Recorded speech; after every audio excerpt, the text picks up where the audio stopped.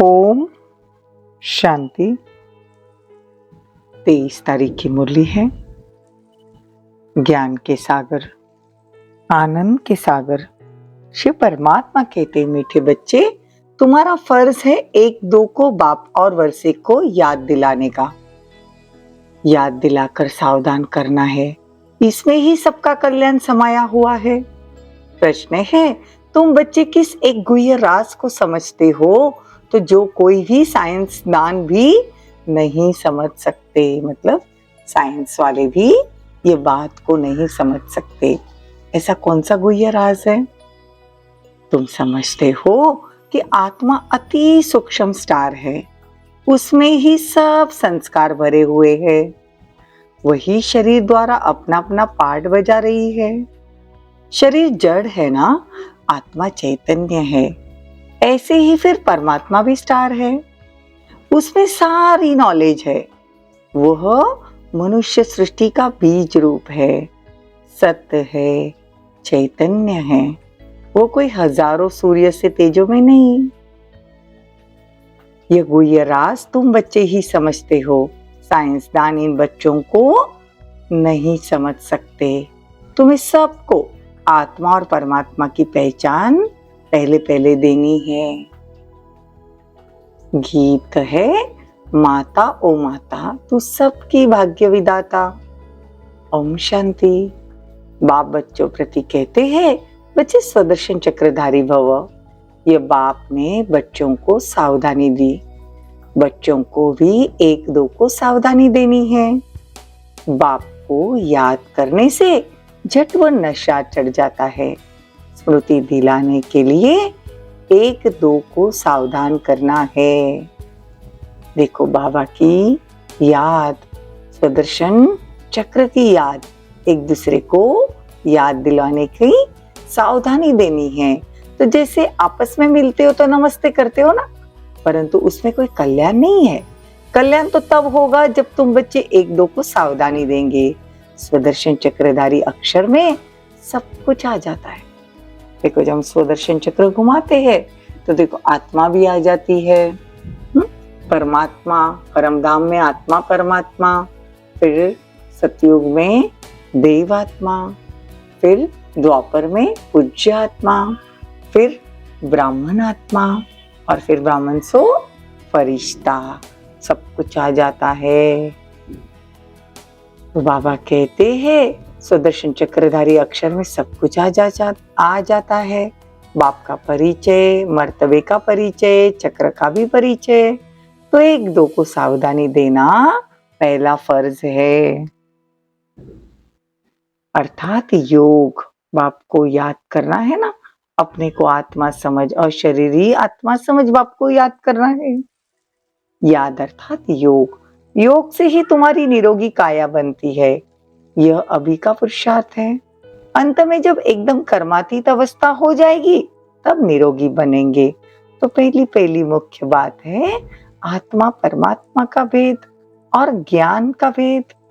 तो बाबा कहते हैं, ये तो सब जानते हैं कि आत्मा पुण्य आत्मा कही जाती है, पाप आत्मा कही जाती है, लेकिन पाप परमात्मा तो कभी नहीं कहेंगे। पतित दुनिया है ना, परमात्मा तो पतित नहीं है। इसीलिए आत्मा सुनती है, आत्मा खाती है, आत्मा पीती है, सब कुछ आत्मा इन ऑर्गन्स द्वारा करती है। तो बाबा कहते हैं कि आज स्वदर्शन चक्र का ज्ञान सभी आत्मा को देना है। एक दूसरे को सावधानी देनी है कि आत्मा कैसी छोटी सी बिंदी है, लेकिन फिर भी 84 जन्मों का पाठ भरा हुआ है। देखो एरोप्लेन में जाने से बहुत दुनिया छोटी दिखाई देती है, मतलब नीचे सब छोटा छोटा दिखाई देता है, परंतु आत्मा बड़ी छोटी नहीं होती ना, उनका तो एक ही रूप है। वो तो पहले आत्मा को जानना चाहिए।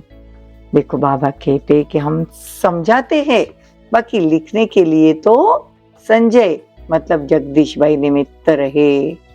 यह है नंबर 1 मुख्य एक्टर। ये तो बाबा के साथ राइट हैंड होना चाहिए, परंतु ड्रामा की भाभी ऐसी है जो इन्हीं को दिल्ली में रख दिया। कल्प पहले वाला पार्ट है ना, अर्जुन का नाम मुख्य गाया हुआ है। अब तुम बच्चे हर बात का अर्थ समझते हो। ब्रह्मा बाबा के टाइम पे जगदीश भाई करके बहुत पावरफुल आत्मा थी।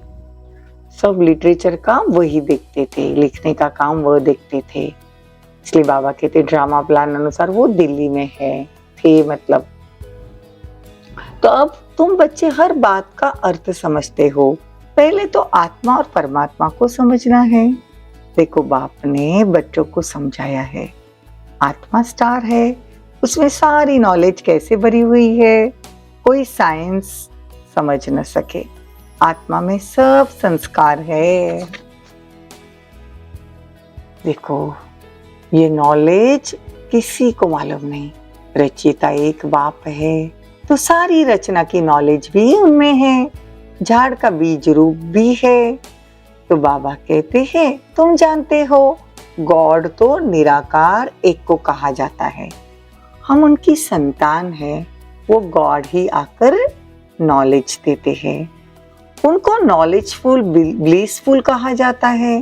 रहम का सागर, सुख का सागर है, शांति का सागर है। यह महिमा बाबा की है। तो जरूर बाप से बच्चों ने कोई वर्षा लिया होगा ना, तभी तो इतनी महिमा परमात्मा की होती है। देवताओं की महिमा अलग, बाबा की महिमा अलग है। बाबा की महिमा क्या है? ज्ञान का सागर, आनंद का सागर। और देवताओं की महिमा 16 कला संपूर्ण, संपूर्ण निर्विकारी, मर्यादा पुरुषोत्तम। तो बाबा कहते हैं कि मैं भी अति सूक्ष्म हूं। जैसे आत्मा है जैसे परमात्मा। इस समय तुमको गॉडेज कह न सके क्योंकि हम देवता बन रहे हैं।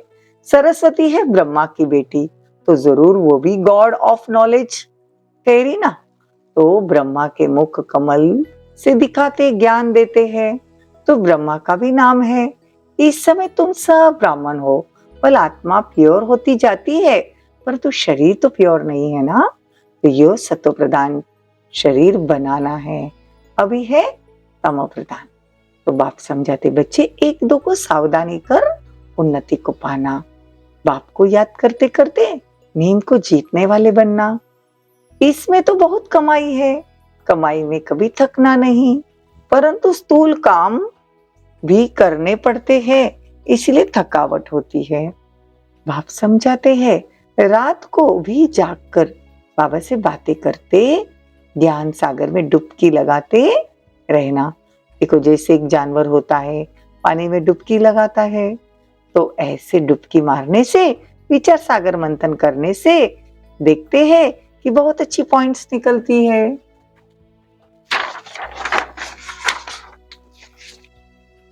आदि सनातन देवी देवता धर्म वाले सतयुग में थे, उनको जरूर वर्षा मिला होगा। कहाँ आयरन एज वर्ल्ड दुख देने वाला, कहाँ सुख देने वाला। देखो इसलिए कहते हैं ना ब्रह्मा का दिन ब्रह्मा की रात, कितना फर्क है। तो आज बाबा बच्चों को सावधानी देते कि बच्चे परमात्मा का परिचय देना, फिर ब्रह्मा विष्णु शंकर का भी परिचय देना। बाप ने आकर ये नॉलेज दे नर से नारायण बनाया। यह बड़ी युक्ति से बाबा का ऑक्यूपेशन बताना है। सरस्वती भी ब्रह्मा की बेटी है ना, सरस्वती भी ब्रह्मा मुख वंशावली है। तो बाबा कहते तुम बच्चे भी मुख वंशावली हो। पहले पहले नॉलेज किसको दी?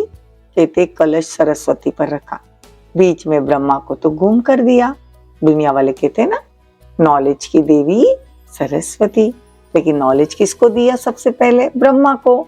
तो यह किसी को पता नहीं कि ब्रह्मा तन में आकर माताओं को कलश दिया। बाबा ने अभी बताया है जो तुम समझा सकते हो। अच्छा, मीठे मीठे सिकिल दे बच्चों प्रति माता पिता बाप दादा का याद प्यार और गुड मॉर्निंग। रूहानी बाप की रूहानी बच्चों को नमस्ते। हम रूहानी बच्चों की रूहानी माता पिता बाप दादा को याद प्यार, गुड मॉर्निंग, नमस्ते, थैंक यू, बहुत बहुत शुक्रिया। धारणा के लिए मुक्ति सार।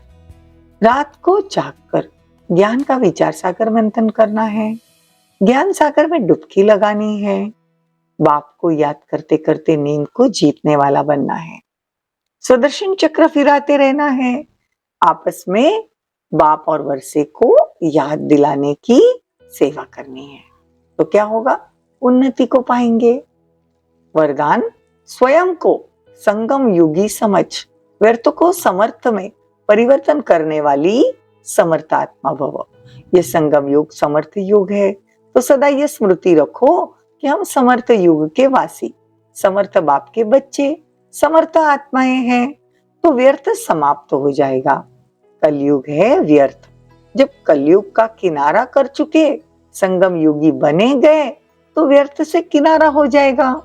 यदि सिर्फ समय की भी याद रहे ना, तो भी समय के प्रमाण कर्म स्वतः ही चलेंगे। आधा कल्प व्यर्थ सोचा, व्यर्थ किया, लेकिन अब जैसा समय वैसे बाप वैसे बच्चे। स्लोगन, जो सदा ईश्वरीय विधान पर चलते हैं वही ब्रह्मा बाप समान मास्टर विधाता बनते हैं। ओम शांति, ओम शांति।